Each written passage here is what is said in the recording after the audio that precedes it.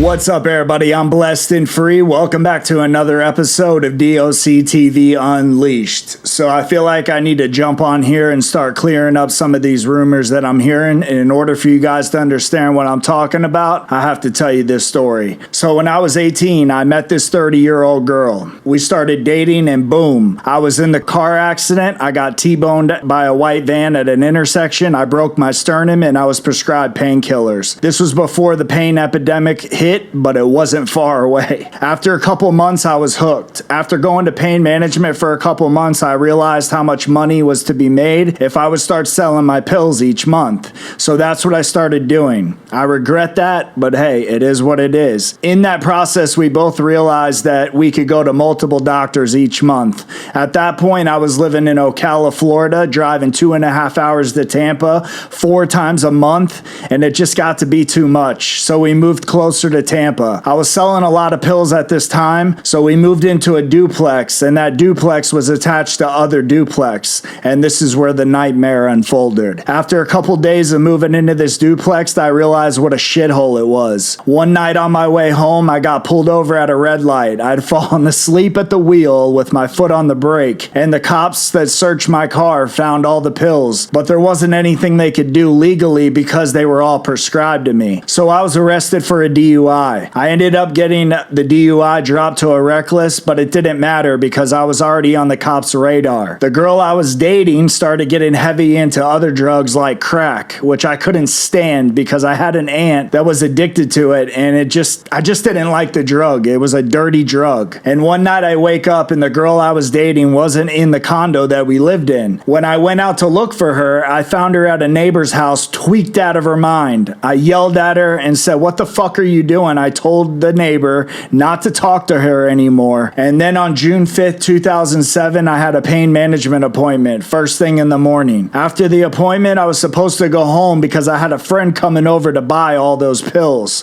When I got home, the girl I was dating was hanging out with some girl that I didn't even know. So I told her, "Yo, this girl's gotta go because I don't know her and I got people coming over to buy these pills and I don't know her and I don't want her exposed to what I'm doing." She said, "Well, she's gonna come with me to do laundry and get something to eat." I said, "Cool." They leave and a couple people stop by later and I took care of business. I can't remember exactly about the time. I want to say it was a few hours later that they came back home, and right when she walked in the door with that girl, I could tell something wasn't right. Her and the girl were acting weird, and when I asked her about it, she wouldn't tell me why. Then boom, there was a knock at my door. I go and open the door and the cops asking me if I knew where Kim was. That was the girl I was dating, and by the time I had opened the door, he asked that he could see her standing in the kitchen directly behind me and told her to come outside. When she did, she was arrested. Apparently when they were out doing laundry and eating, she rear-ended someone and took off from the scene because she didn't have a license. Once they put her in the cop car, I told the girl she was hanging out with, "Hey, you need to go because I need to figure out how to bond her out." She leaves. I go inside, call a couple bondsmen. They said it was a misdemeanor leaving the scene, driving on a suspended, and that she would probably be ROR'd because she had no record. So there would really be no point in me bonding her out at that point because with her getting ROR'd, she would get out at the same time as if I were to bond her out. So I set my alarm and went to sleep. I was just planning on driving to the jail the next day to pick her up after she was ROR'd. The next morning, I wake up and went to the kitchen. When I walked out of my bedroom, I glanced over and I saw the girl she was hanging out with from the previous day was asleep on my couch. I was like, what the fuck? I start to walk over to her and I see all these pills on the floor, on the couch, on her, just everywhere. The first thing that went through my head was I was like, this girl came back into my house when I was sleeping to rob me or something. So I nudged her on her arm to wake her up, and that's when she started going into convulsions. She was like foaming out of her mouth a little bit. I started to freak out as any normal person would. I'd never seen anything like this. I didn't know what to do. I ran over to the fridge, grabbed some water. I started dumping it on her. Nothing. I was about to call 911 when all of a sudden there was a Knock at my door again. I opened it up and it was some lady asking if I had seen her granddaughter. At that point, she saw the girl on the couch and said, "Oh my God, that's her." At that point, I was so confused about what was going on. So I dial 911. They show up, and when they show up, a cop was with them. They put her in the ambulance, and before I know it, there's multiple police there. Two of those cops that showed up to the scene were the same cops that arrested me for the DUI a couple nights prior. It must have been hours that they were there, going through my house, searching for anything that they could to arrest me. Come to find out that the lady's house that I caught the girl I was dating at smoking crack a couple nights before was this girl's aunt that overdosed on my couch. She obviously couldn't stand me because of how mean I was to her the previous night when I found my girlfriend there. So she told the cops I was a drug dealer, which they already kind of knew low-key that I was because of all the pills that were in the house. About this time, the girl I was dating pulled up in some car. She got out of jail and got a ride home. She walks up to me. At this point, I'm outside. There's cops everywhere. She was like, "What happened?" I was like, "You tell me. The girl that you were hanging out with broke into the house last night, and I woke up to find her on our couch." I was so mad at this point, I started yelling at her because this is why I've always told her not to bring people around because of the illegal shit that we were doing. She starts crying. Right about this time, the cop comes over to me and puts me in handcuffs. They're telling me I'm going to jail for trafficking narcotics. The cop says, "Oh, and that girl just died in the ambulance." I was like, "What?" Then he says she was 16. I was literally in shock at this point. She definitely didn't look 16, and it didn't make sense because the girl I was dating was 31, and I would have never thought she would be hanging out with someone that young. None of this shit made sense to me. I literally thought it was a setup. And the cop didn't say anything else. I was asking him all kinds of questions on the way to jail. He wouldn't respond. I get to jail. I fall asleep. I wake up the next day and I go to advisories. I go to the judge, and that's when he tells me I'm being charged with aggravated child abuse. Hearing that literally broke my heart. I didn't even understand why I was there at that point. I was so confused. I thought maybe they had me fucked up and mixed up with somebody else because I didn't even know what they were talking about. Well, come to find out, the girl that was on my couch that OD'd was 16 years old. At this point, I didn't even know the girl's name because the girl I was dating always referred to her as the neighbor the only other 2 times that I saw her in that complex that I was living in. Bro, I was in shock. I got back to the pod. I immediately called my grandma, and that's when I learned she was 16. She didn't die. She was in the hospital. My grandma didn't really know anything else, so she hired me an attorney. A couple days had gone by, and I learned the girl lived. She was fine. She woke up in the hospital, and the cops immediately started asking her questions. They asked her if I sold her drugs. She said no. They asked her what she was doing at my house. She said that she went home and didn't have a key to get in, and when she knocked on the door, no one would answer. So she came back to my condo and my door was unlocked, so she came inside. Why was my door unlocked? Because this all just happened so quick. I was high at this moment and I just didn't lock my front door. I don't know about you guys, but sometimes you don't lock your front door every time you walk into it. And with all this going on, I didn't think that what had just happened, someone would come into my house even if my door was unlocked. At this point, the cops are pressuring her into basically saying I sold her the pills. And when she wouldn't say that, they started threatening her with a burglary charge by coming into my house uninvited. They never charged her though. She leaves the hospital. I don't really know where she went exactly, but I know she moved away with her aunt or uncle, I think to Beverly Hills, Florida, or Hollywood, Florida. I'm not really sure. After that, my attorney tells me that they are dropping the aggravated child abuse charge and charging me with the sale of a controlled substance, which he didn't understand that either, and neither did I. So I'm sitting in jail for months. I get a letter one day, and it's the court date, saying that now I'm being charged with delivery of alprazolam. So what they did was they dropped the first-degree felony, and then they dropped it down to a sale of a controlled substance. Then they realized they didn't have enough evidence for that, so then they tried to drop it to another second-degree felony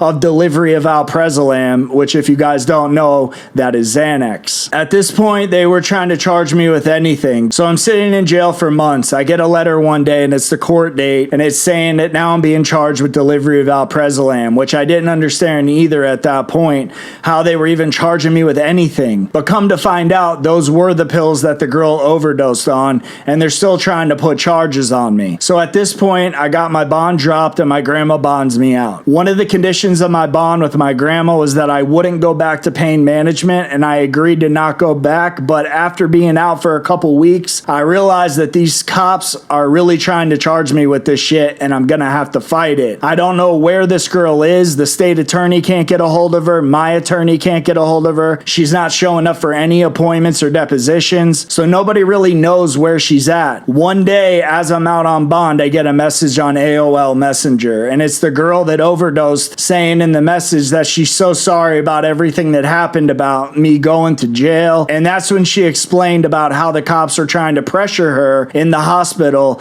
and she didn't want to admit to that because she didn't want me to get charged for something that I didn't do. When they threatened her with the burglary, she's like, I just got scared, Josh, and I had to move away. I'm afraid to go and answer any questions they have because I'm afraid they're going to arrest me. So I'm trying to tell her, well, then can you at least tell them the fucking truth? And she's like, I will, but I'm just afraid that they're going to arrest me and I don't want to go to jail. So we kind of just left it at that. I understood what she was saying and know how dirty these cops are because of what they were already doing to me. Now I'm freaking out because I don't know what I'm going to have to do to fight this. This was my first time being in trouble. I was an adult at this point and I was just honestly freaking out. I'm thinking that I'm going to have to take this to trial, and in order to do that, the attorney is going to want a lot more money. To be exact, $14,000 more on top of the $8,000 that have already been paid to him. And that's when in my head, my dumbass justified it and said, well, I could go to pain management for a couple months, make the money, and I can pay this attorney and I can go to trial and beat this. At this point, it had been like 2 months. So one day my grandma's cleaning out my room. She's taking the sheets off the bed, and under the mattress is where this money that I was saving from going to pain management was. When I got home, she asked me what it was from. I didn't want to lie to her. Me and my grandma have always been like this, and I've never lied to her about anything, so I wasn't going to start now. She said, you made an agreement with me not to go to pain management because look what living that life got you into. You put yourself in positions when you're in the game or in that life that normally you wouldn't be put in. So she said, I'm going to have to revoke your bond, Josh. I'm not going to run and make her lose her money. So I said, okay, I agreed. Take me back to jail. I'll just go back in. I didn't really have much of an option at this point, so I went back to jail. I'm in jail for a couple months. I get another letter in the mail, and now they're charging me with sale of a controlled substance. They were switching the second-degree felonies around from delivery of alprazolam to now sale of a controlled substance, and because they just did not want to let this shit go. So my attorney sets a court date for a couple months out. He comes to see me. He tells me there's no evidence, they don't have a victim, she's not cooperating, so I'm pretty confident that when we go to court, these charges are going to be dropped completely. So I go to court, and when I get in there, my grandma's sitting in the courtroom. I get brought into the box. The attorney comes over to me, and he said they don't want to drop the charge. What they're willing to do is drop the sale of a controlled substance from a second-degree felony down to a third-degree felony of child neglect abuse because I had all these drugs in my house around a minor. Even though I didn't invite her in, I couldn't prove that because she wouldn't show up. I probably could have beat this at this point, but it was either take 24 months probation for the third-degree felony of child abuse or set it for trial 6 to 8 months out on the calendar. And at this point, from being in jail, after I bonded out, going back to jail, I was in there for over a year and a half fighting this, and I didn't want to sit there for another 6 to 8 months and risk going to trial. And then who knows if they could, get to this girl and actually pressure her enough to go in there and lie. I don't know what the state attorney or police were willing to do at this point. And from what I had already seen, what and how they do things, I was just scared, honestly. I just wanted it all to be over with. And that was the biggest mistake I've ever made in my life. I should have fought this.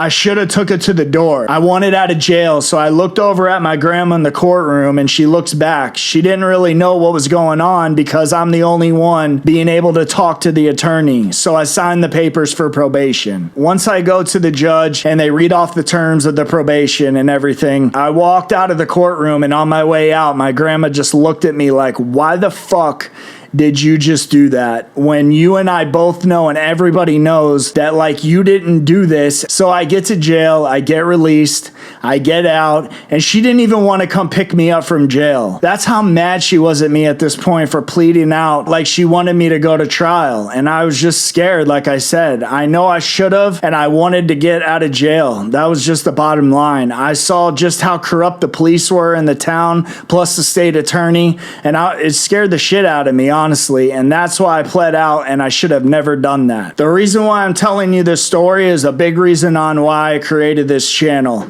because it's so easy to have something happen like this in your life when you are literally have nothing to do. I didn't even know this girl. She came into my house because my dumbass left my front door unlocked. I regret that to this day. If I wouldn't have left that door unlocked, she couldn't have got in my house and none of this would have happened. But as everybody knows, hindsight's 2020. I would have done things a lot different. In that part of my life, I was so lost in my addiction. But there's one thing that I would never do. I never hung out with people younger than me. That's why I was dating a 31-year-old. I just didn't have friends that were younger. The girl just didn't have anywhere to go. And I don't know like what all happened. I don't know if the girl I was dating when they left to do laundry, maybe I'd given her something. I haven't talked to that girl because after this happened, I was so disgusted about it. I just cut all ties with her. But I'm reaching out to this girl that did overdose, and I'm going to try to get her on the channel. I started another channel 5 years ago, and I wanted to talk about this on that channel, but I didn't want to talk about it until I could get this girl to come on to explain everything. And if I have to, I'll even get the girl I was dating to come on, because I don't want people to get the wrong idea about me. I'm a good dude, and I've done a lot of messed up stuff in my life, but this was not one of them. I would have never sold drugs to an underage girl. I never even knew this girl. I didn't even know her name at this point because the girl I was dating always referred to her as the neighbor. She came from a dysfunctional family. It was a ghetto-ass duplex complex I lived in. So about 5 years ago on my other channel, before I could ever, tell this story and get it out, I really wanted to tell it in a documentary format. If you've noticed, on my other channel, I have over 246 videos. On this new channel, I have close to over 100 videos. Not once have I ever made a video talking down about another man on my channel, because everybody has skeletons in their closet. And speaking of skeletons in closet, I want to touch on one other thing. So there's somebody that's saying that I beat elderly people. So I'm going to break that down for you right now too. I do have a battery on a person over 55. And the reason of that battery is this reason. First of all, it wasn't a battery. I got a divorce. I had no family. My grandma had just burned to death in the living room of the house that she left 50% of me to. So when I got a divorce, I went to live at that house. The guy that was married to her, my ex-step-grandfather, was in the house when my grandma burned to death in a room, and the house was 1,500 square feet. He let my grandma burn for 40 minutes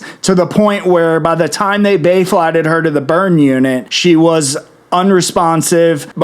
She had 60% of her body were covered with first and second degree burns. She was on life support, breathing through a tube, and that is an ongoing case right now with him. And when I moved back into this house, there was still burn marks on the wood floor of where my grandma died. And after living there for a couple months, I started to question him about it, because I never really questioned him about what happened to my grandma. And every time I tried to question him about it, he diverted. He would never talk about it. He just completely would go silence. Fast forward a year later, I'm on a street bike, I'm sitting at a red light, and boom, I get rear-ended by a car going 50 miles an hour that broke my back. I had a 3-compound fracture to my tibia and fibula, so in other words, my shin bone on my left leg flew out the front of my leg, which in turn kicked my calf muscles out the side. I had a broke left scapula, 5 cracked and broke ribs, and I was bay-flighted to the hospital, was put in a 5-day coma, and went under 3 to 4 blood transfusions to save my life. He showed up to the hospital 6 days after I came out of the coma to tell me that he's not going to be able to come up there and he wishes me the best. So I leave the hospital under medical advice. I go home because I had no phone. I need to figure out what had happened. And I didn't feel comfortable being in the hospital. I was paranoid. I didn't know who hit me. I didn't know if someone was trying to kill me. I didn't know what was going on. I was in complete shock. So I go home, and I'm going to post pictures so you guys can see the condition I was in. That's where they took the skin and muscle and put it on the flap up there. I had 130 staples in my right quad, 240 staples on from my knee down to my ankle on my left leg. I was paralyzed. I had tubes with suction cups coming out of both legs to collect the blood after the surgeries, and I couldn't walk. I couldn't even do anything. I was pretty much ridden to the couch because he wouldn't let me sleep in the guest bedroom because that was his office.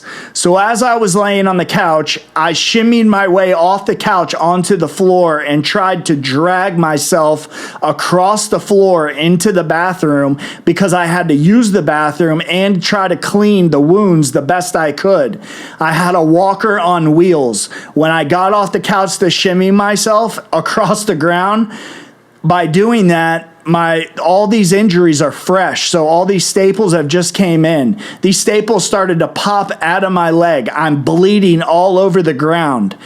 I'm begging him to just bring me the walker so I can try to stand up with the walker and basically hobble myself into the bathroom. He was mad at this point because of me constantly questioning him about, I know you knew my grandma was on fire and you just didn't do anything, because she had all the money. She had all the savings accounts. He never worked. All he did was use my grandma for money to go horseback riding every weekend with horses and buy horses. And he knew that if I was there, that I was going to get 50% of that house. And I'm constantly on him about what happened to my grandma. Nobody can tell me that a woman sets on fire for 40 minutes in a house that you're in that's 1,500 square feet and you don't smell smoke, you don't hear nothing. I mean, you didn't hear her scream when it first happened, nothing. He wouldn't respond to anything. So at this point, I shimmied my way over to the walker that's on wheels. I propped myself up by the grace of God that I took everything in me just to stand on one leg that I'm not even supposed to be standing on, which is my right leg, because they had just taken 10% of my quad from my right leg and reversed it to cover the hole that was on my lower left leg. So I couldn't put bare weight on either legs, but I did because I had to get to the bathroom. That's when he proceeded to take the walker as I'm on the ground and ram me with it when I'm on the ground. So that's when I propped myself up, and he saw me get up as he's walking away. He turns back around as I'm on my way to the bathroom and stands in front of the walker and says, "You're not going anywhere." And I said, "Why are you doing this to me? I'm just trying to go to the bathroom." I'm crying at this point. I'm bleeding everywhere. He was standing in front of me, so I'm trying to get around him, and the walker wheel ran over his big toe. And that's when he literally fell to the ground, looked up at me, and says, "I got you now, motherfucker. You're on bond, and now you're going to jail." So he called 911 and put me in jail for running over his big toe with the walker. This is the true story about everything that happened. I'm going to try to get this girl, and even the girl that was my girlfriend at the time, if I have to come on this channel to clear all this up, because I got people that are threatening to ruin my YouTube image. Little do you know, I didn't get in this to have a YouTube image. I got into YouTube because I want to see people that get faced with shit like this in a town that I was living in, which is the most corrupt town. They had a database tracking to prevent future criminals based on their parents' arrest. So if you and your girl have a felony and you have a kid, that kid's name was put in a database, which was me, and they literally came to your house and harassed you every day. I posted that video also on my YouTube. I'm going to link that in the description of this video. I just want to set a couple things straight. I've never touched a kid in my life, abused them in any way. I've never in my life would hang out with somebody that's fucking underage and partake in anything that has to do illegally with that. That's why when I saw the girl I was dating with this girl, and she didn't even look that 16 years old. I thought she was older, and I definitely thought she was older because I'm dating a 31-year-old. I never thought in my wildest imagination that if my 31-year-old, the girl I was dating, would be hanging out with somebody that was underage. It just didn't make any sense to me. So if you think for 1 second that I fucking gave some girl pills or sold that girl pills, then fuck you, because I spent my whole life trying to live up to being a solid person and not fucking doing anything that was suspect or anything that could be brought against me. I would have never pled out to that charge if I would have known 20 years later I would have a YouTube channel and have people on here that have stabbed people, shot people, fucking tried to kill people, all this type shit, if it was going to be used against me by somebody that doesn't even have a perfect, clean record and has never done anything bad in their life. Every motherfucker has skeletons in their closet, and that's why I don't expose people. But I got a couple people that have made videos saying I robbed an older dude. Mike Insco, fuck you, pussy. You're one of them. So if you got a problem with me, I got a fight promoter, and we can set it up. Matter of fact, if anybody has any problem with what I just said and you think that I fucking had anything to do with that, which is not the case, then by all means, we can set it up and you can come see me. Don't make a video. Be a real man and fucking step up to the plate if you feel some type of way about it. Because one thing I've always prided myself on was being a convict. I've been to jail, prison twice, jail multiple times. Every time I go into jail or prison, I always tell everybody about this whole story. The only time I've ever had a problem is this YouTube bullshit. I got people that are fucking other criminals that have done multiple shit, stabbed people, fucking ripped all types of shit, the gamut. You guys know all these prison YouTubers and all this shit. Everybody has dirt, bro. Everybody's done shit in their life. So there's no reason, if you got a finger pointing at you, you usually got two pointing back at you because you're just as guilty of doing something that you're ashamed of too. The girl with the overdose, the only thing that I'm ashamed of is that innocent girl that had nowhere to go because her own family was fucking crackheads and wouldn't let her in her house. I feel bad for her. And I told her that when she sent the message to apologize. I said, look, the only thing I apologize for is that I had drugs in my house that when you came back into that house unannounced that were available for you to either take or whatever you did at that point. I don't know if the girl, I'm pretty sure the girl I was dating had something to do with giving her something. But at that point, I'm not going to throw her under the bus because I see what I'm already going through. And she's never been to jail other than that driving on suspended bullshit. And she got ROR'd. Me, I've been to jail. I know how they work and they will try to bury anybody they can. It doesn't take evidence. If they had evidence on that case, the first time they charged me with the first-degree felony, it would have stuck. Because if that was the truth, it would have stuck, but it didn't. And that's why they dropped it to a second-degree felony once, a second-degree felony twice, and then a third-degree felony. And that's when my dumb ass, after being in jail after a year and a half, pled out. And I regret that to this day so fucking bad because now I got these people that want to judge me based on some article. And not to mention, the article that was written about this whole case was on June 4th, I believe, but I was arrested on June 3rd. Before they could even talk to this girl, they put these charges on me. So they didn't even know what really happened. They based it on her crackhead aunt from when I caught my girl at her house. and said, oh, he's a drug dealer. So then they're just like, oh, okay, well, we could just put this charge on him, da-da-da-da. And that's why that charge didn't stick, because that shit never happened the way that they said it happened.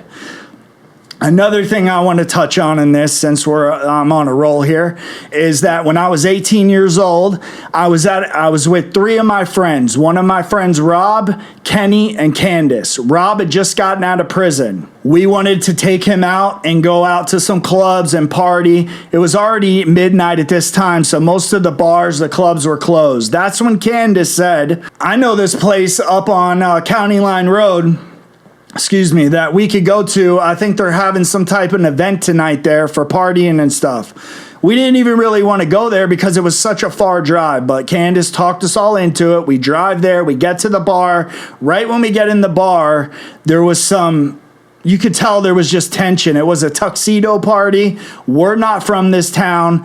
So when we walked in, we were all fucked up, probably being belligerent, just like Candace was really faded.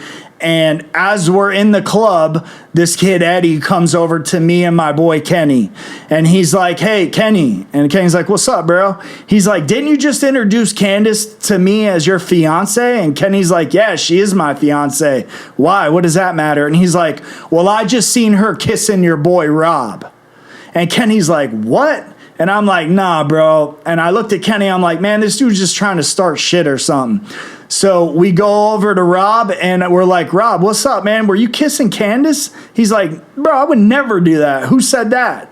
And as we turned a point to where Eddie was, he was gone. He had left the bar and went out into the parking lot and got in a car. And what we didn't know then, but what I'm going to tell you now, is he went into that car and he started loading up 2 Glock, I think they were Glock 40s, or it may have been 9s. I'm not sure. I can't remember. I'd have to look at the whole case again. But so he's in the car. My boy Rob walks out the double doors of the bar. Right when he walks out, boom, he gets dropped, knocked out completely.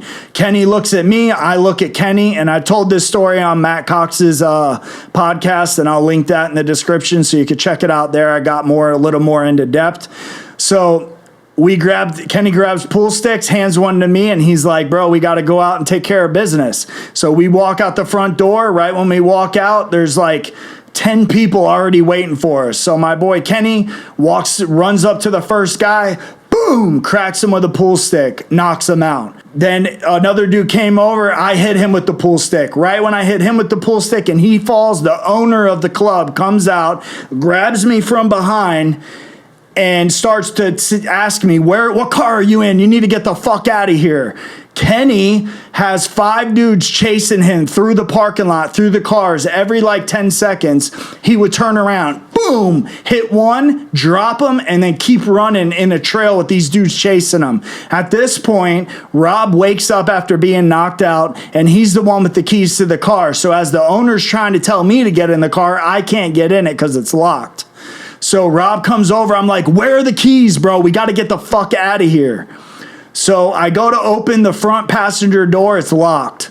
He goes around to the driver's side, gets in, hits the unlock button. But for some reason, the front passenger door wouldn't open. So I go to the side and I open up the passenger rear door. I slide in. Candace slides in from the other passenger door on the driver's side into the middle seat next to me. And then finally we get Kenny and he jumps in. The 5 people that we hit with pool sticks got flighted that night. We didn't know that then, but we knew that we fucked these dudes up bad with these pool sticks because they were split, man. It was graphic. So we start to proceed to leave the parking lot. We get on the road. We're driving. It's pitch black dark. We're out in the middle of the country, and we're driving like 40 miles an hour, and I'm like, Rob, you need to go. These people, we just hit all these dudes in the parking lot. This shit is not over. They're going to come after us. He's messing with the radio, trying to find, I think he was trying to find Hit 'Em Up Tupac to play in the car while we were driving. I'm like, fuck that radio, go. About this time, I turn around and I see a car coming up on us fast. And I'm like, dude, they're coming, bro. Look. And by the time I turn back around again, boom, the car rear ends the car I'm in, almost throws me over the front seat into the into the passenger's front seat.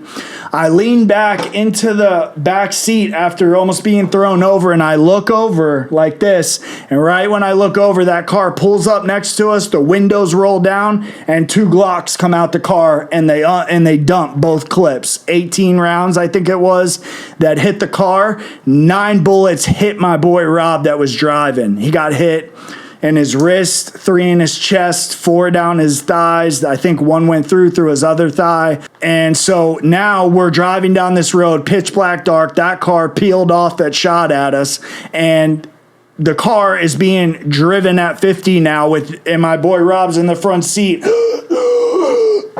dying from being shot. So Kenny pushes Candace over and me to the side, and he jumps up and kicks the car gear shifter into park. We stop.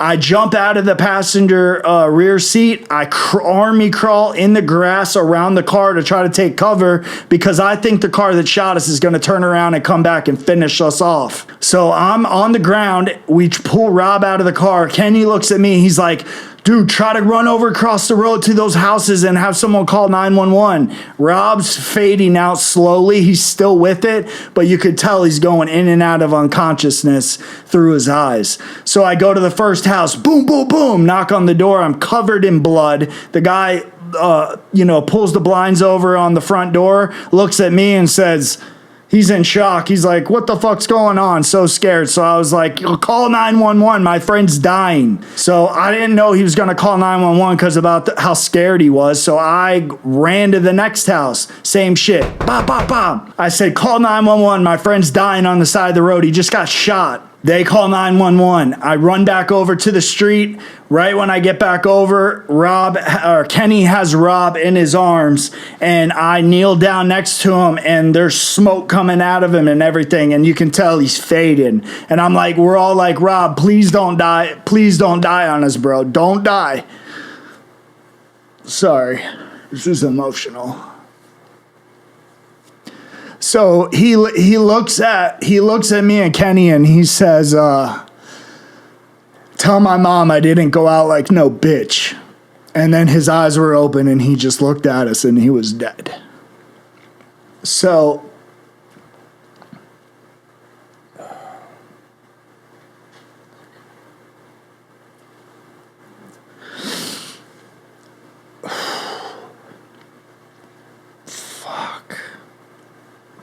So about this time, the cops pull up and they detain all of us. They take us to the substation. I'm so fucked up that me and Candace were the most fucked up. We passed out. They put me and her in the same cop car. We fall asleep on each other like this. We get to the substation, and they start to question me and Candace. But during the questioning, we're just so messed up that we're like incoherent. So basically we couldn't even talk. So they're like, get them out of here, put them back in the holding cell with Kenny, let them sober up. And they pull Kenny out because he was the sober one. And that's when Kenny said that Eddie was the one that shot Rob and killed him. So he comes back to the holding cell, and he says, by this time, me and Candace are sobering up. So he's like, they're going to call you guys in there. You need to tell them who shot our friend, man. He's dead. And I'm like, dude, I don't feel comfortable doing that, because it was at night and I couldn't see directly if it was Eddie. All I saw was the guns. So that's what I told the police. So there's some other shit that happened at that interrogation in the substation when we were eating lunch that I'm not going to go into, because I had some other fuckboy judge me on taking money at the police station from the cops. So I guess he has the cops back, and the criminals are just, I don't even know what the fuck that dude was thinking when that comment was made. I feel bad about what I did when it comes to that. I'm not going to get into all that, but for, somebody that doesn't have a perfect life and has never made mistakes, to call someone out on a mistake I made when I was 18 years old is just fucking, bro, you're a bitch as far as I'm concerned. A detective drives us back home. They keep the car for CSI investigations. And this goes on for about a year and a half. They're subpoenaed me, Kenny, and Candace because the dude that shot and killed my friend has a first-degree premeditated murder charge and 3 counts of attempted murder on me, Candace, and Kenny. So we get subpoenaed. This is like a year and a half later. So I show up to court. I was so nervous about going to this court date that before the court date, I popped like 6 Vicodin and 2 Xanax because I was just had so much anxiety about having to get on the stand and talk about something that I didn't really know, like, because I was in and out of being blacked out from being on the drugs. All I said on the stand was that I can't remember if it was 2 guns or 1 gun that came out the window. And I started getting lippy with his attorney because his attorney was a beast. If you guys don't know who it was Chip Mander, which is a notorious criminal defense attorney in the state of Florida that eats people alive on the stand. And that's exactly what he did to me. He had me believing my name wasn't even Josh. The judge almost holds me in contempt. And so they basically were done questioning me because I was just being belligerent and didn't really, I didn't have enough information to say Eddie shot my friend. All I could say is how it all looked. I believe it could have been Eddie. What everybody told me whether it was Eddie, but I can't 100% definitely say it was. So after his attorney eats me alive and basically, makes whatever statement I said non-valid, what I said on the stand had nothing to do with him being prosecuted, and I'll tell you why. Because when I left off the stand, I was arrested.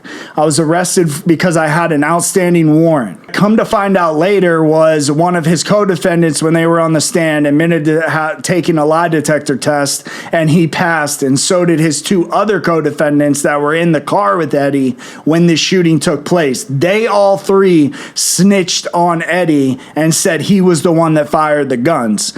So after the mistrial from them saying that they took the lie detector test, all 3 of them, and passed, they said that tainted the jury or whatever. I don't know. Somehow his attorney got a mistrial. After this mistrial happened, I went to the jail. I get booked in. I bond out immediately. And over the next month or 2 is when he took a plea deal for 15 years for 3 counts of attempted murder, felon in possession of a firearm, possession of a controlled substance, because when they caught him in his attic hiding, he was popping pills, and they caught those on him too, and premeditated first-degree murder. So he ends up getting 15 years. And a lot of people can say what they want. I was 18 years old. I was hanging out with Candace was 25. Kenny was 27. And I believe Rob was 26, 28, somewhere around there. Don't quote me on the ages. I know some people watch these videos and they're like, oh, well, he wasn't 25. He was 23. And she wasn't 24. She was 27. Bro, I don't remember. This was over 20 years ago. I'm just telling you the story. So relax. So he gets 15 years. And so I had a YouTuber expose me because I'm a snitch, because I testified and said that I couldn't remember if it was 1 gun or 2 guns, got arrested at the trial. And I'm making this video because I want all my subscribers to know my charges, everything I've been through, and I'm going to start from now on any other new episode of my personal stories, and I'm going to post all my paperwork from the time I was 12 years old and caught an armed burglary charge and a grand larceny. And that's where my life started with crime, was at 12 years old. So then I'm going to go over every charge. This charge happened with the girl when I was, I believe, 19, 20, something like that. And I'm just going to go over every charge because all these YouTubers are getting exposed for this and that. And I'm not on that shit. And I want to be transparent because I got nothing to hide. And I want to ask you, my subscribers, a question. If you were 18 years old, you aren't a gang member, you're a civilian, you're hanging out with older people, you're in a fight at a bar, and you leave and your friend in the car gets shot 9 times and killed and dies in your arms, what the fuck would you do? If you can sit and honestly tell me that after that you would have left the substation, refused all questioning, asked for an attorney, and then went and got a gun and killed the dude that shot my friend, then unsubscribe to me, because I don't want to be affiliated with somebody who's a murderer. And at 18 years old, the last thing on my mind was to get a gun and go murder somebody. That I'm not a murderer. It's that simple. We got in a fight. We won. We beat the fuck out of them. And this pussy went outside, stayed in his car. He didn't even do no fighting. His whole plan was in that car to load up these guns and kill all of us when we left. And that to me is some pussy ass shit. So if you think that by any means that I'm a snitch because of that, unsubscribe to my channel. If you think by any means that I had something to do with a girl that came into my house unannounced and took the wrong pills or did whatever she did to get into the position that she got into, I've never in my life beat up a younger kid. I never hung out with younger people. I've always tried, if I ever saw a younger person headed down the road I was headed down, I would try to put a stop to it, especially somebody, if I would have known that girl had any type of drug issues, which I knew her family did, but I never would have thought she did because she didn't look like a drug addict, but come to find out she liked to take drugs, otherwise she wouldn't have ended up in the hospital. But I'll tell you one fucking thing, she didn't get nothing from me, because when I went to the doctors that day, my boy took me. When he took me, I got rid of 3/4 of all the pills, the Oxycontin, the Oxycodone, the Somas, the Flexerol, and the Xanax. So I only had enough pills for me to not be sick to get through to my next doctor's appointment, because that's how deep I was in my own addiction. The girl I was dating before, if she was dope sick, I wouldn't even give her my own pills because I was too much of a drug addict to share with my own girlfriend at that point. So I just wanted to put this all out there because I'm tired of people running their fuck box on the internet. And if you really have a problem with me, drop the address and I will fucking meet anybody in any state. My boy is just starting a fight league in New York, and we can settle it any which way you want if you think I'm some type of scumbag. What's crazy is that all I've tried to do in this YouTube shit is help people, get people on major platforms to get exposure. Teach them how to edit, talk them into making YouTube channels so they could have their own success. And then I get turned around by those same people before they even know the fucking full story, after I've helped them, supported them, gave them, when they were going through struggle or stress, talked like sense into them, like, hey man, this too shall pass, don't let this get to you. Well, this shit gets to me, because what happened with that girl broke my heart, because I didn't want to see some innocent girl, young, have to go through something like that, even though she came into my house, broke in, or didn't break in. My dumbass left the door unlocked, so she just walked in. And the reason that I left my door unlocked, which someone said, well, why would you leave your door unlocked? How many times have you walked in your house fucked up and forgot to unlock your door, especially when you're trying to get the girl you're dating out of jail? All this shit just happened. I wasn't in my right state of mind, obviously, and I was just not in my right state of mind. Forgot to lock the door, and that's what I regret. And I also regret ever selling drugs to begin with, because I know for a fact that along those roads in my life of selling drugs, that I ruined people's lives. Not young people, anybody older that I would sell drugs to that later in life got overdosed and died. Half my high school graduation class overdosed. Not from me, but from somebody selling them drugs one time. They sunk their claws in them, got addicted, and next thing you know, they're a junkie, because you need these pills to just feel normal. It was an epidemic at this point. And if this stuff would have happened in today's age, now if someone overdoses in your house, you can call the cops and you don't get charged with anything because they know you're calling the police or 911 to try to save them. Back when this happened, this was the beginning of the pill epidemic. Before even there was more pain management clinics in my town than there were fucking McDonald's and Publixes. So if that doesn't give you guys an idea of how bad this pill epidemic was at this point, then I don't know what will. So I just want to be upfront and honest. If you guys have any questions about anything, you can drop it in the comments. But I think it's time for me to make this video. Like I said, I'm going to try first when I reached out to the girl on my old channel, she didn't want to do the interview because she wanted to put it behind her. And her husband at the time didn't want her to do it because they've moved on and some people don't want to go on YouTube and share stories and expose themselves because they've moved on and are doing different things in their life. So I had to respect it. Anybody has any type of problem, then I'm going to do whatever I got to do to try to reach out, and I've already reached out. I'm hoping that she will agree to come on. So she can tell you her side of the story as well to prove everything I'm saying, basically, because some people go off a newspaper article that was written the day I got arrested before they could even talk to her to try to make me out to be this substance abusing with burglary charges and listing all my charges to make me out to be this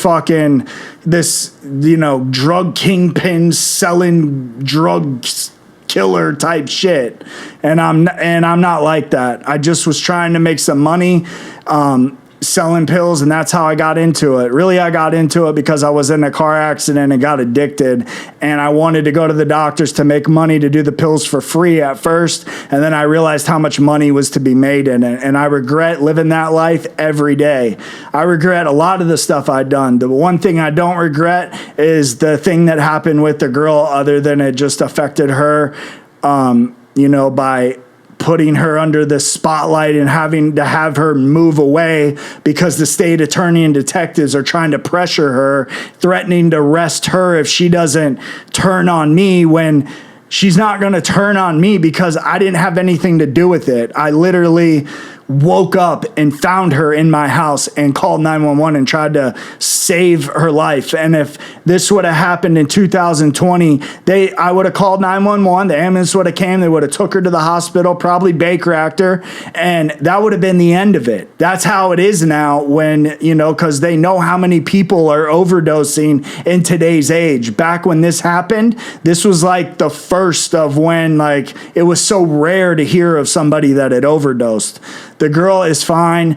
She's living a good life now. She's happy. She doesn't hold any grudges against me. She actually feels sorry about everything that happened, and so do I, because anybody can be put in this situation. When you're in the game of drugs and you're selling, dealing, doctor shopping, going to pain management, hanging around all these people that are shady, doing drugs that would rob you. They'll rob your keys and then help you look for them when they really have them. It's that type of people you're dealing with. It gets me heated. I don't want y'all thinking I'm crazy. It just talking about this is why I never talked about it, because I don't like even saying the charge, because it sounds, you hear child neglect or abuse and it sounds like I beat a kid, and that has never happened. I've never laid my hands on a kid, and the reason why I never have laid my hands on a kid is because I got beat my whole fucking life by my mother growing up as a kid. So I know how the fuck that feels. So fuck you if you think that. And with that, this is DOC TV Unleashed, and I'm out.